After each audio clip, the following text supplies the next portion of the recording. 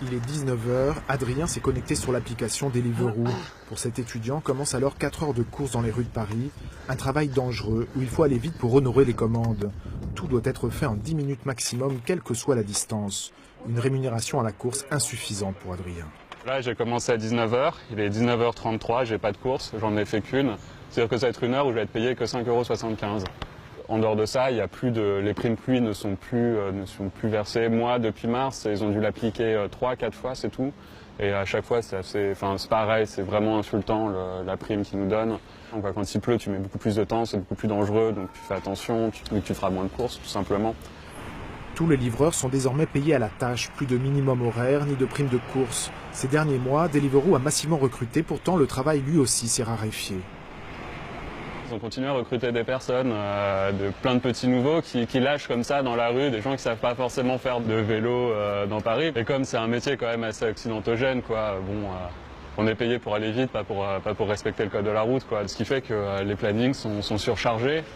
Donc non seulement c'est dur d'avoir ces heures, mais en plus t'as pas de commande, puisque c'est surchargé, quoi. Face à cette précarisation planifiée, la contestation s'organise. À Paris, le CLAP, un collectif de livreurs, mène la lutte sur les réseaux sociaux en organisant des manifestations. Ça veut dire qu'à partir du moment où on fait masse, on peut commencer à commander. Objectif, unir les livreurs autour de revendications communes, comme une tarification horaire et la fin du recrutement massif. Quand ils ont assez de monde, les tarifs se pètent la figure parce que de toute façon, ceux qui sont pas contents, ils sont libres, entre guillemets, d'aller ailleurs. Donc voilà, c'est une stratégie par le vide où on garde que les plus dociles et que les moins revendicatifs. Donc à partir de là aujourd'hui on est 5 €, dans 6 mois on sera à 4,50, 4 €, et puis il y aura toujours des gens pour aller travailler jusqu'à 2-3 €. Deliveroo, Foodora, Uber Eats modélisent un schéma international. On a les mêmes méthodes, l'application, les mêmes outils en Europe. Ils diffusent de la précarité à l'échelle européenne.